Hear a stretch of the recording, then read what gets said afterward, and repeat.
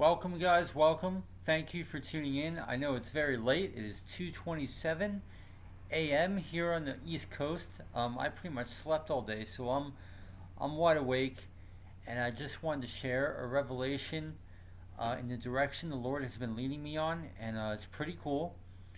This is another Nag Hammadi study. We're in uh, the second apocalypse of James, or the second revelation of James. There are three texts in the Nag Hammadi library regarding James, and of course, these little gospels, so to say, that can be found in the Nag Hammadi library. Highly recommend reading them all. I highly recommend you guys buy the book, just because this stuff is real and is walking into where the last days are heading. So, so I recommend you guys spending the $25 getting the book, because you're really not going to receive this stuff unless you're in the scriptures. So, um, where do I want to start? So, the Lord has been leading me in the revelations of James, and um, today when I ended up taking a long nap today, but when I was taking a long nap in my dream, He clearly highlighted the second revelation of James. So, to honor that, I started reading it, and the second revelation of James gets into his martyrdom, and so that's an interesting study. But in order to get any context of what we're talking about, we need to understand who James is.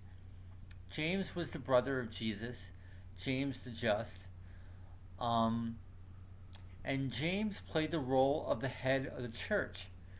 After Christ was crucified, he took on the role of the head of the church. So now we have to talk about the Mount of Transfiguration, just to get the context of the point of this video, because the revelation, this is really amazing. The prophecy found in this book is really amazing. Um, so let's talk about the Mount of Transfiguration, okay? In the Mount of Transfiguration, we have James, John, and Peter with Jesus, and Jesus um, sees Elijah and Moses talking to him, right? We all know the scriptures, we all know the story, but basically, this is a prophecy, how John the Baptist, the forerunner of Christ, will eventually resurrect into Elijah and Moses. I believe Elijah and Moses will be the same person. It's really Elijah, Moses, and Enoch. Um, taking will be that same person. And after Elijah, Moses, and Enoch are gone, then the second coming of Christ will come.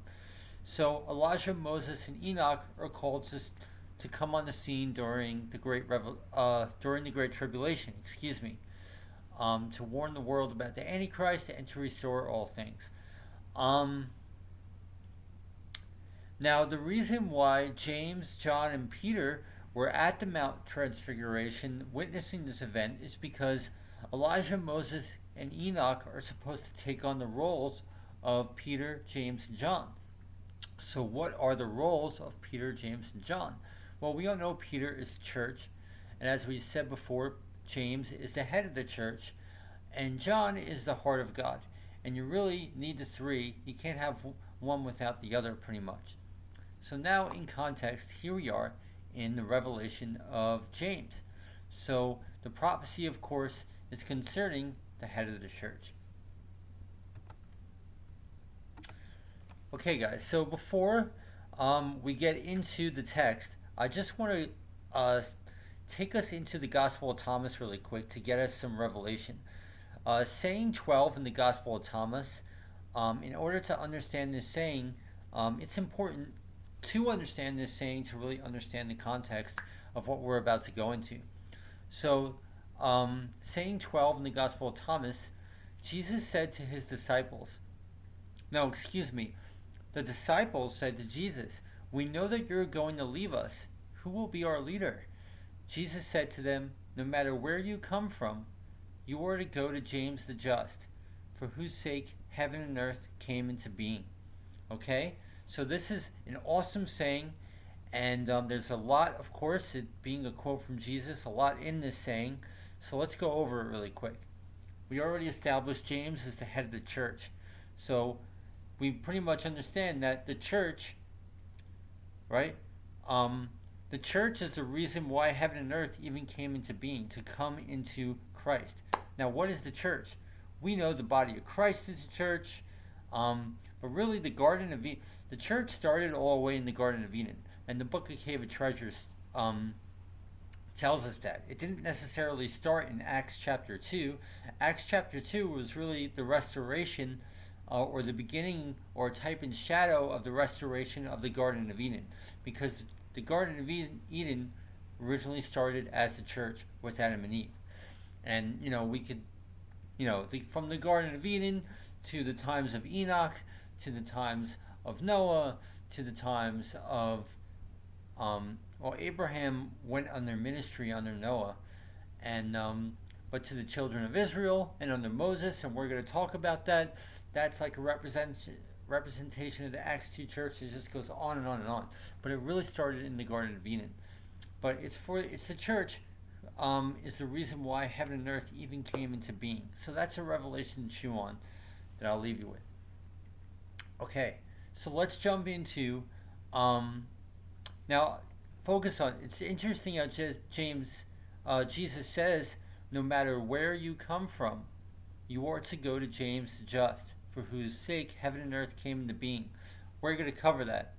Okay, but basically it means that we're from above, not below.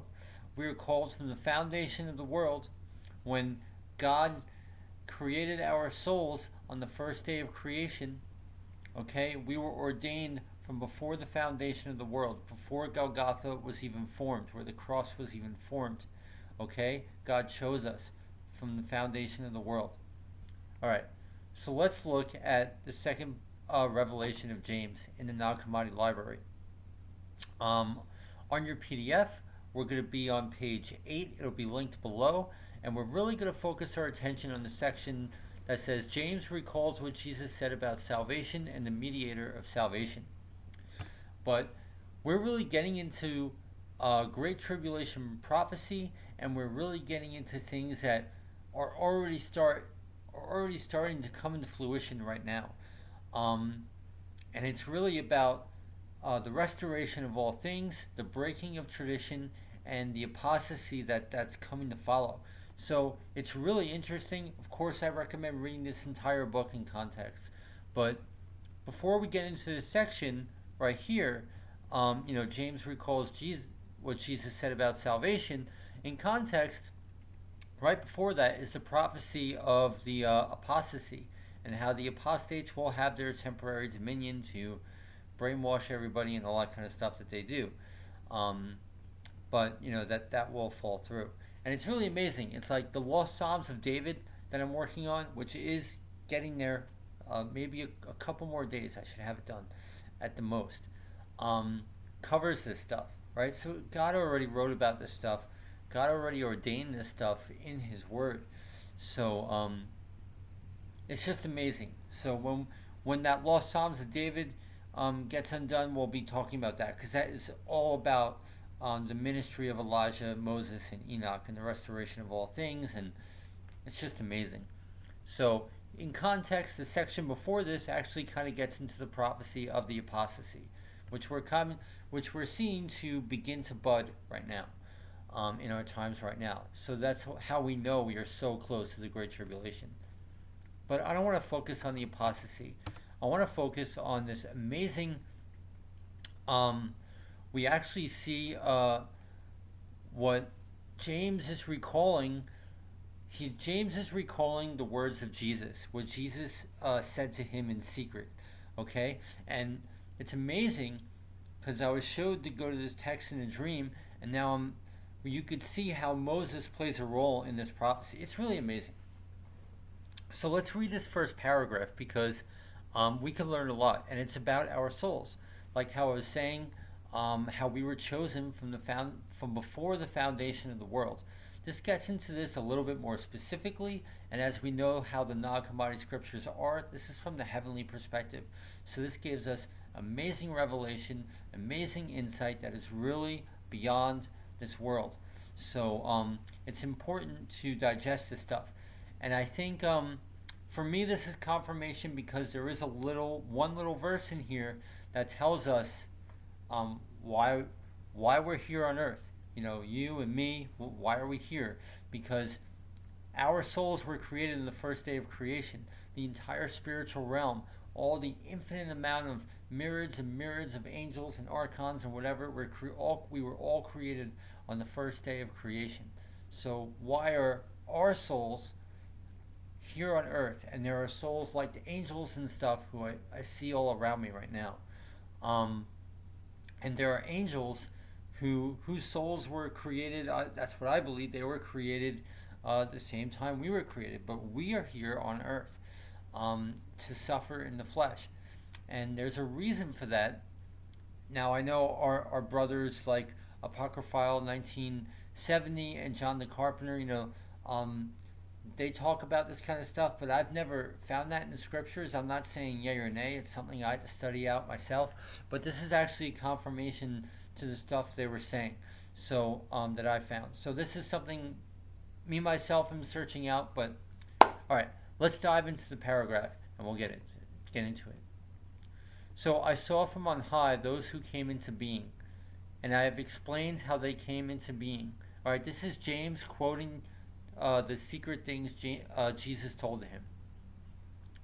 They were visited while they were in another form, okay? Just exactly like what we were talking about. While I was watching, I recognized that those I know are like me.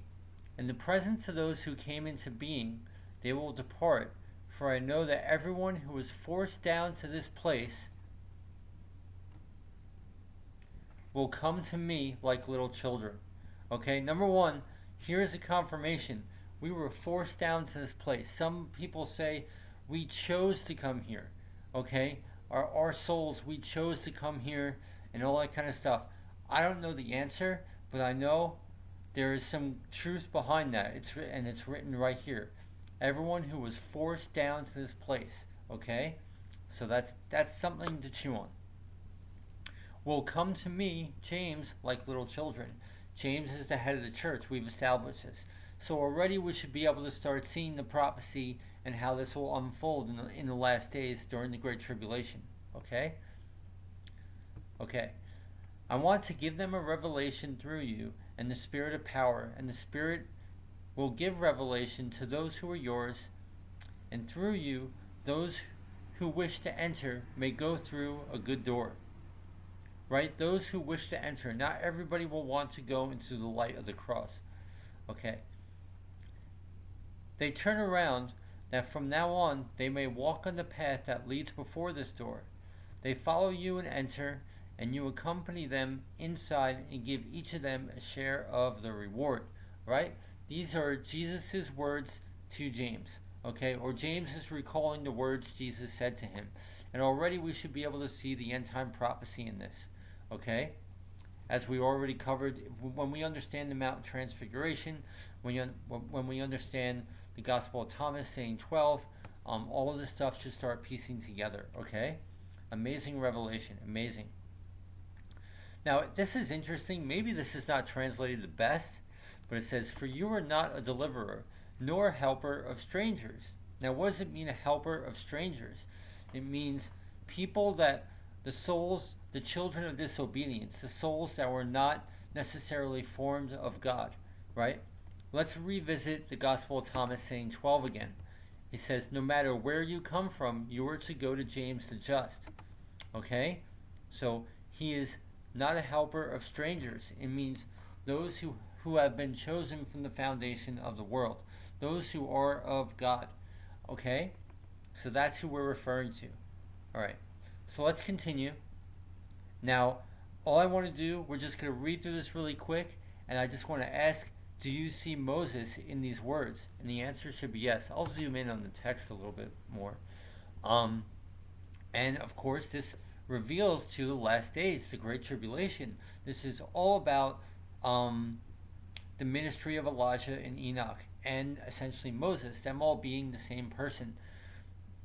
So it's amazing how these words that Jesus is saying to James as a prophecy, it's amazing how we could see Moses in here. So I just wanted to point this out to you guys, and I'll let you guys go. You are an illuminator and deliverer of those who were mine. And now those who are yours you shall give revelation, and you shall bring good among them all. You they shall admire, because of all your miracles. You the heavens bless, you he shall envy, who called himself the jealous one. Right? Who's the jealous one, guys? The jealous one is the devil. Okay? The text gets fragmented. Those who live in forgetfulness are instructed in these things with you. Right? We're seeing an exact reflection of Moses and the children of the Israelites. Right? The laws of Moses in our Old Testament, the Torah was given because of their forgetfulness, because of the hardness of their hearts. They had to have a religious establishment, right? Right? For those who live in forgetfulness are instructed in these things with you. Because of you, they will be taught about these things and come to rest. Because of you, they will come to reign and become kings. Because of you, right? This is like Galatians territory right here. Because of you, pity will be taken on those to be pitied. As you are the first who clothed yourself, so also are you the first who will strip off your clothes, and you will become as you were before you took off your clothes. Okay, so what we just covered, we should be able to see Moses in this. And when we see all the prophecy, just like what I was talking about in this video, it should all come together. Really amazing. So thus this proves the validity of the text. Now this kind of stuff we see very often in the Lost Psalms of David. Like I'm literally translating this stuff right now, but we see it. We've already covered this stuff in the Lost Psalms of David. It's like, okay, John the Baptist comes. He has to bear the cross, but then he gets resurrected into Elijah, Moses, and Enoch. And then eventually the two witnesses will have to bear the cross, and they will come undone. And their glory will start fading, will start being stripped away. Their clothes will be stripped off. And then that will bring another more powerful resurrection to the second coming of Christ. So it's amazing how it starts from, the suffering servant of Isaiah 53 all the way to the second coming of Christ. It's like builds from like the greatest, from like something that was absolutely nothing, So this is how we can make sense of these words. It's really that crucifixion process. John the Baptist went through it. Moses, Enoch, and Elijah will go through it in the Great Tribulation, and they will resurrect into the second coming of Christ. Therefore, and you will become as you were before you took off your clothes.